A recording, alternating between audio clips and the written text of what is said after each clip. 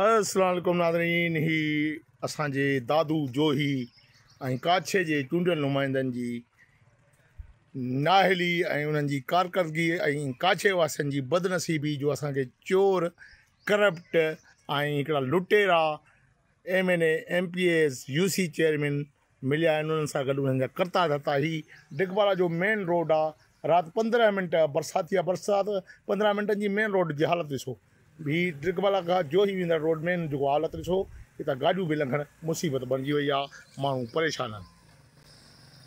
ही असांजी बदनसीबी ऐं असांजी कम ज़रीफ़ी जो इन्हनि चोरनि नाहिलनि ऐं अहिड़नि जेके आहिनि करप्ट हुकुमराननि जेको MNAs MPS थोरे चूंडियल नुमाइंदनि खे वोट ॾेई करे अॻिते आणियूं था ऐं हितां जा जेके करता धरता आहिनि उन्हनि जी कारकर्दगी तव्हांखे ॾेखारियूं पिया।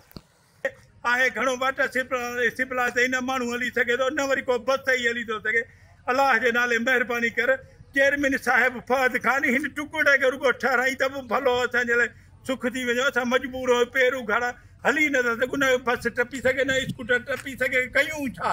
महिरबानी कयो साईं सालिया शाह, असां वोट तोखे ॾींदा आहियूं। तूं ही जेको आहे टुकड़ो ठहिरा, वॾी परेशानी आहे असांखे। रुगो हिन में असांखे तूं पथर लहराए ॾे त बि तुंहिंजो भलो थींदो, पजरी लहराए ॾे त बि भलो थींदो। तुंहिंजी महिरबानी।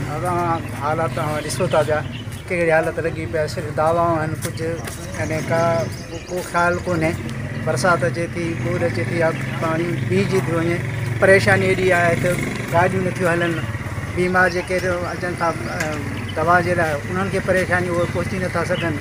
ऐं सामान वग़ैरह वठण लाइ ॾाढी परेशानी आहे। सिर्फ़ु दावा आहे, बाक़ी हाल सूरत हाल जे साम्हूं आहे त को बि ख़्यालु कोन्हे अवाम जो। ज़ुल्म आहे, वॾो ज़ुल्म।